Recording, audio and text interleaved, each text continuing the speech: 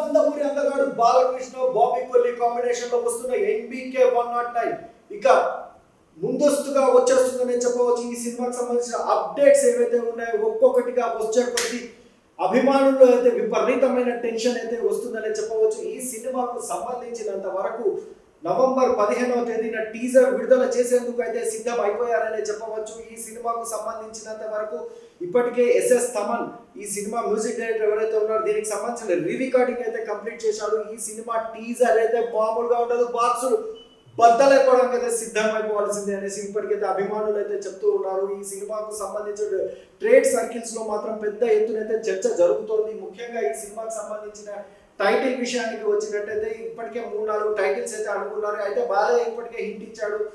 మన అన్స్టాపబుల్ షోలో నిర్మాతకు సినిమాలో మనం అనుకున్న టైటిల్ ఇప్పుడు ఖాయం చేసుకుందాము, మంచి రోజు చూసి ఈ రోజు నుంచే ఖాయం చేద్దామని లక్కీ భాస్కర్ టీమ్కి సంబంధించిన సితారా ఎంటర్టైన్మెంట్స్ ప్రొడ్యూసర్తో బాలయ్య అన్నట్టు తెలుస్తుంది.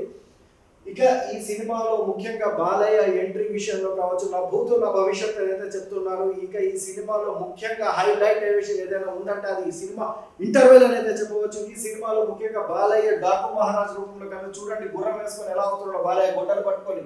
అలాగే ఒక మోడర్న్ లుక్ లో కూడా ఇక్కడ బాలయ్య ఒక అండర్ వరల్డ్ డాన్ లాగా కనిపిస్తున్నాడు. ఇక్కడ చూడొచ్చు మనం ఒక మిస్టీరియస్ క్యారెక్టర్ రూపంలో బాలయ్య అయితే కనిపిస్తున్నాడు. ఈ సినిమా స్టోరీ విషయానికి వచ్చినట్టయితే చాలా వరకు ఈ సినిమాకి సంబంధించినంత వరకు ఒక సూపర్ న్యాచురల్ స్టోరీ అయితే నేను చెప్తున్నారు. ఈ సినిమాకు సంబంధించినంత వరకు ఇంకా ఈ సినిమా బడ్జెట్ విషయానికి వస్తే ఇప్పటికే ఈ సినిమాకు దాదాపు 150 కోట్ల బడ్జెట్ అయితే కేటాయించినట్టు తెలుస్తుంది.